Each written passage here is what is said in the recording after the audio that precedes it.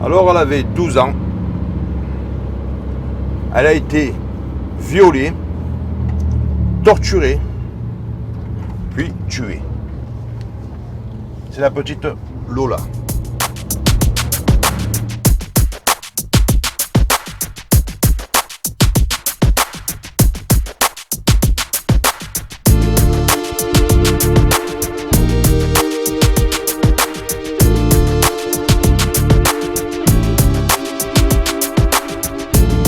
Alors bonjour à tous les amis, bonjour. Alors c'est pas une vidéo de joie. Bon, je vous apprends rien. Vous avez tous vu ce drame. Donc violé, torturé, tué à coups de couteau et par étranglement. Donc apparemment la petite Lola, 12 ans, est décédée d'asphyxie. Mais il n'en reste pas moins qu'elle a souffert. Elle a souffert, donc le viol apparemment aurait duré 2 heures, d'accord. La torture, mais écoutez, n'en parlons pas de la torture, ça a duré pas mal de temps. Alors, là, nous parlons de qui? Nous parlons d'une Algérienne de 24 ans. Alors, je vais aussi vous parler aussi des mensonges des médias, de l'hypocrisie des médias. Parce que la première chose qu'on entend, c'est une Algérienne en situation régulière. Eh bien, c'est faux. Elle n'était pas en situation régulière. Alors, elle n'est pas venue clandestinement, cette Algérienne. Elle est venue il y a 4 ans en France en tant qu'étudiante. Comme il y en a des milliers, peut-être des millions par an, je ne sais pas, mais il y en a beaucoup, qui viennent de 4 coins du monde. Sauf qu'elle, eh bien, elle n'étudie pas. Elle étudie rien du tout. Apparemment, les médias ils disent SDF. Bon, elle avait 2, peut-être 3 adresses, alors c'était pas chez elle. Elle allait dormir un coup à droite, un coup à gauche. Dans une des adresses, c'est chez sa sœur, dans ce bâtiment où la petite Lola a été retrouvée.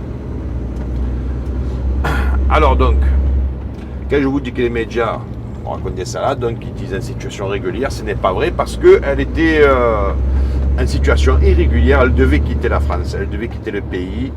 Ça fait quelques mois déjà, peut-être même depuis l'année dernière, mais en tout cas à vérifier. Mais une chose qui est sûre, c'est que elle devait quitter le pays, son visa, sa carte de séjour, enfin bon, je sais pas comment ça marche quand on est étudiant, mais en tout cas, il était périmé, elle devait partir. Donc, elle était en situation irrégulière. Voilà, ça c'est pour le petit démenti, petite rectification des médias qui vendent à tout le monde, oui c'est une Algérienne, mais elle était en situation régulière. Là où les médias ne disent pas des bêtises, c'est que apparemment elle avait un casier vierge.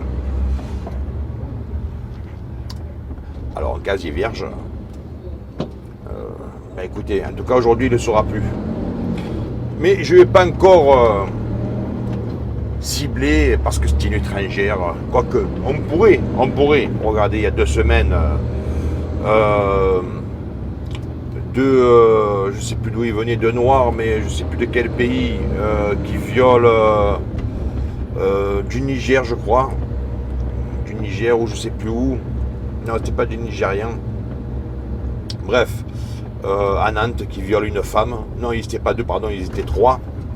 Qui violent une femme. Eux étaient en situation irrégulière. Voilà.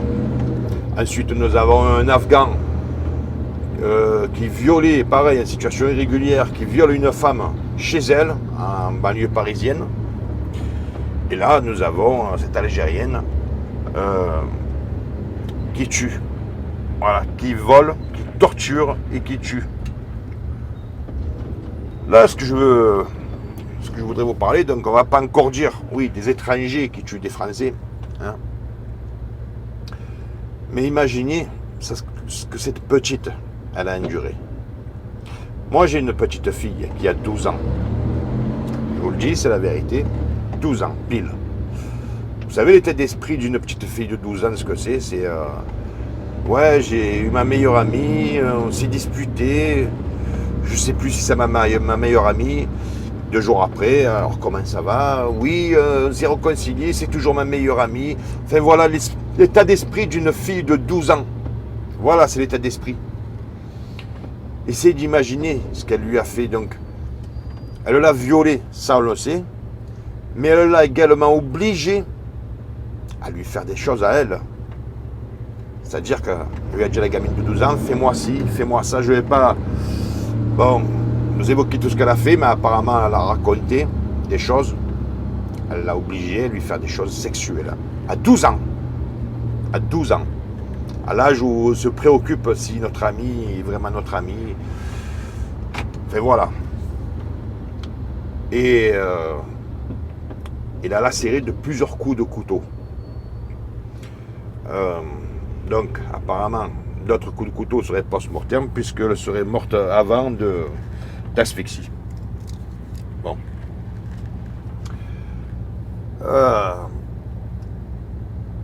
Putain, qu'est-ce que les parents dans l'état qu'ils doivent être. Alors, j'ai pas vu les images.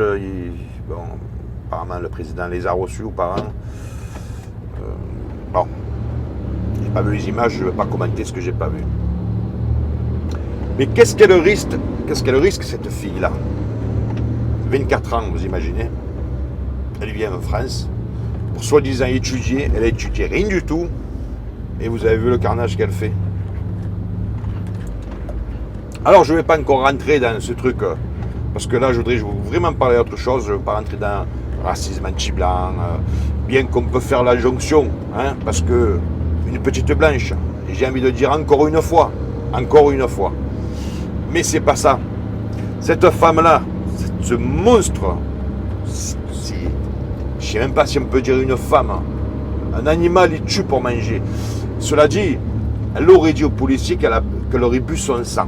Mais bon, apparemment, les policiers n'y croient pas trop. En fait, ce qu'elle essaye, c'est de se faire passer pour folle. Et je vais vous dire pourquoi elle essaie de se faire passer pour folle. Parce que elle est accusée donc de meurtre aggravé, donc d'homicide, on va dire. Elle est accusée de viol aggravé et de torture aggravée ou torture tout court, mais voilà, donc elle a 3 chefs d'inculpation. Mais si elle passe, puisqu'elle va passer, donc pour l'instant elle est en prison, hein, Fleury-Mérogis je crois, enfin en tout cas en région parisienne, elle est en isolation parce que apparemment elle ne ferait pas une journée s'il la mettrait avec les autres droits communs, hein, parmi les autres détenus. Donc il la protège. Bon, ça on peut le comprendre pour les besoins de l'enquête. Le pourquoi du comment, on préfère la garder vivante. Mais c'est là que moi je me dis, je regrette qu'on n'ait plus la peine de mort en France, parce que là, dans ce cas précis, voyez-vous, je ne dis pas merci à M. Mitterrand et à notre ancien garde des Sceaux, M. Badinter, qui ont supprimé la peine de mort en 81. Vous voyez, là, le problème serait réglé. Parce que si elle est jugée pas maître de ses actes, c'est-à-dire folle, eh bien, elle n'ira pas en prison, elle va faire 5, 7 ans de psychiatrie, et puis elle ressort, sachant que pendant ces 5 ans ou 7 ans de psychiatrie, elle a des heures de sortie sans bracelet électronique, bien qu'un bracelet électronique, ça n'empêche pas qu'elle puisse recommencer. Mais au moins, on pourrait voir le trajet qu'elle a fait. Si elle fait de la psychiatrie, peut-être pas la première année ou la deuxième, ensuite, elle a des heures de sortie. Voilà, elle peut sortir le matin, rentrer le soir.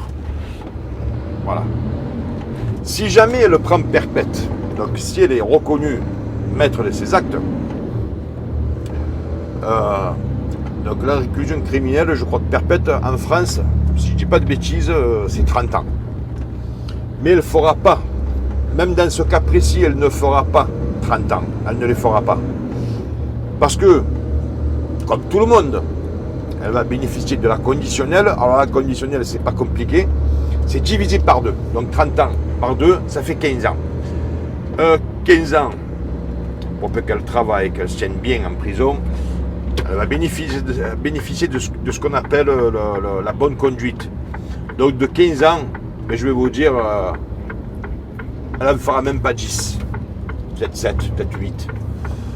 Parce que dans le cas de figure, que si vraiment elle le faisait, si elle sera condamnée, je ne sais pas si elle sera condamnée, si elle est reconnue maître de ses actes comme je vous ai expliqué.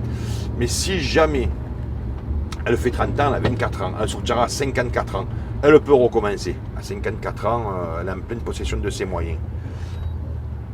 J'avais peur que ce badge ne marchait pas tout à l'heure, il n'a pas marché. Bon, ça a marché. Donc 54 ans, elle sort. Mais je vous dis, si elle est condamnée à perpète, elle ne fera pas 30 ans. Elle ne les fera pas. Et c'est encore là qu'il y a un problème avec la justice française. Voilà. Si elle est condamnée à la prison, parce que si elle est reconnue inapte dans ses facultés mentales, c'est-à-dire pas maître de ses actes, parce que c'est ce qu'elle est en train d'essayer de jouer. Apparemment, elle a reconnu un premier coup, après elle n'a plus reconnu, elle a dit non, je crois que c'est un mauvais rêve. Elle est en train de jouer la carte de la folie. Parce que si elle est reconnue folle, voilà, ça sera 5 ans d'hôpital avec 2 heures de sortie. Voilà. Alors, moi, là où je veux en venir, c'est que ça, je l'ai déjà dit, les étrangers qui n'ont plus rien à faire en France, il faut les foutre dehors, tout simplement. Et pourquoi pas remettre la peine de mort, mais alors pas pour les étrangers, pour tout le monde. Que ce soit même un blanc aux yeux bleus, hein, qui parle l'accent de Marseille ou de Paris, de n'importe où, qui commet un acte pareil, qui que ce soit, tuer un enfant dans ces conditions, le violer à 12 ans, mais imaginez un petit peu à 12 ans ce qu'elle a enduré, cette pauvre gamine. Moi je dis peine de mort. Voilà. Il faut remettre la peine de mort. On n'aurait jamais dû la lever. Alors on nous disait, oui, la peine de mort, c'est de la barbarie. Et ça, c'est pas barbare. Vous vous rendez compte? Voilà, mes amis, je voulais pas passer 3 heures sur cette vidéo, mais je voulais vous en parler. Mon avis, c'est qu'on doit remettre la peine de mort. Déjà, appliquons la loi. Cette femme, elle devait être... bon, alors je sais pas si elle devait être... ils ont un terme OP, je sais plus quoi... obligation de quitter le pays. Voilà, elle avait une... obligation de quitter la France. Appliquons les lois. Les gens qui sont frappés d'obligation de quitter la France doivent la quitter. S'ils ne le font pas, on doit les dégager. N'importe qui doit quitter la France, quitte la France. Voilà, n'importe qui. Déjà, on regardera les problèmes. Vous vous rendez compte, cette femme-là, ce monstre de 24 ans, si elle avait été... si la loi française aurait agi, elle aurait fait quitter la France, eh bien, la petite Lola, aujourd'hui, eh bien, elle serait en vie. Elle n'aurait pas subi tout ce qu'elle a subi. Voilà, je m'excuse, j'ai un peu les boules quand je parle, mais parce que ça me révolte. 12 ans, je vous dis, j'ai ma petite fille, elle a 12 ans. J'ose même pas imaginer, enfin, vous voyez ce que j'allais dire, j'ose pas imaginer, voilà. 12 ans. C'est innocent, c'est totalement innocent un enfant de 12 ans. Faire ça, c'est un monstre. Je vous dis, les animaux tuent pour manger. Elle l'a tué pour la violer, pour la torturer. C'est une barbare, c'est même pas une humaine. Qui que ce soit qui fasse une chose pareille, c'est un barbare. Il doit mourir. On doit lui donner la mort. Et je reviens toujours à la même chose. En France, on ne donne plus la punition. Et c'est pour ça que ça va de pire en pire. C'est pour ça que ça va de pire en pire. Voilà les amis. Donc je ne vais pas vous mettre de Habibak à la fin de Terminator. Je vais terminer là-dessus. Parce que j'ai pas envie de rire. Voilà. Il y a des vidéos où j'ai envie de rire, vous m'entendez, je fais un peu le fou. Mais là vraiment j'ai les boules. Voilà. Je vous laisse juste sur le petit générique de fin. Je vous dis à très bientôt mes amis. Merci.